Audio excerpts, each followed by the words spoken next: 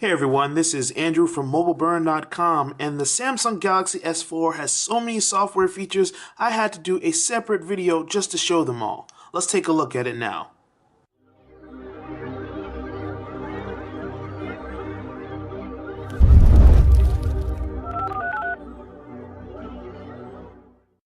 Let's start with the lock screen. Once I start it up, you see the little flash of light, and that's a little thing that follows you around when you go on your finger and you swipe across the screen. You can actually edit what comes on the lock screen. So if I press and hold down, I can add widgets, I can change shortcuts, all other things. But if you want to change the text, you can go here. You can change the actual text, you can change the font, the color that's displayed. So I'll do that really quick and change this to yellow, and then I'll save it. And when I go back, you see the background has changed. Also, if I want to go directly to an app, like let's say I want to launch the camera, all I have to do is tap on the camera and swipe up, and it goes there. When you go into settings for the lock screen, you can change security settings. You can change which apps appear on the lock screen for shortcuts, and you can add widgets and other things.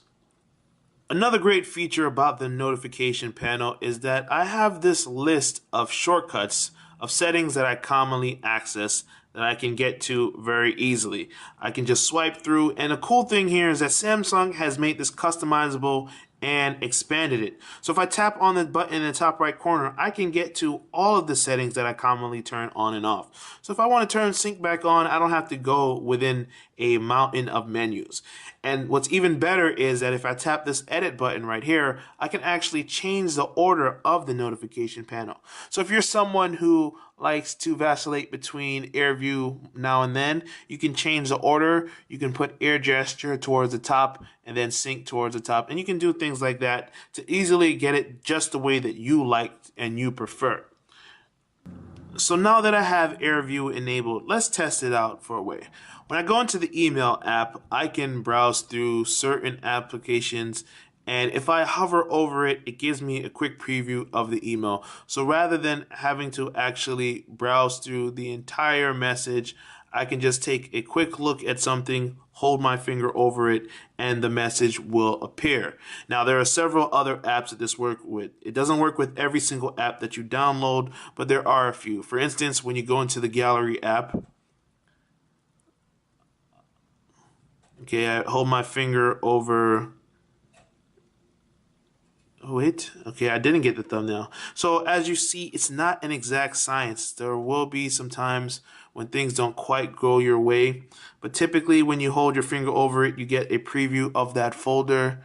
All right, let me see if this, and it works for the Picasa folders that you have stored. These aren't actually locally stored folders. Only these are the locally stored images, and it still works when you have sync with your Google Plus / Picasa images.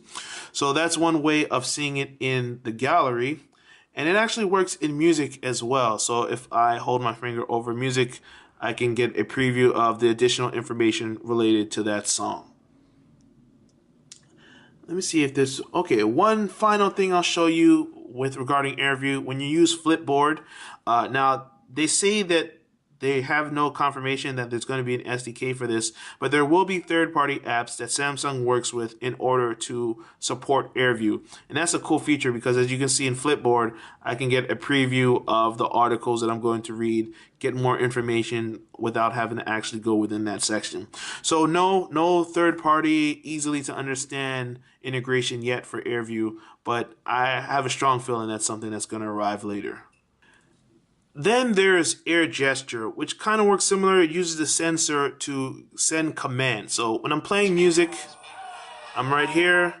When I swipe forward, it goes to the next song. I swipe, go back. And you can see this is a pretty cool way to change your music without having to actually unlock the screen. Let's say you're driving or something, if you got it stuck right there on your dashboard, you can just do a quick swipe to change it. It also works in the gallery app. So if I want to go to the next image,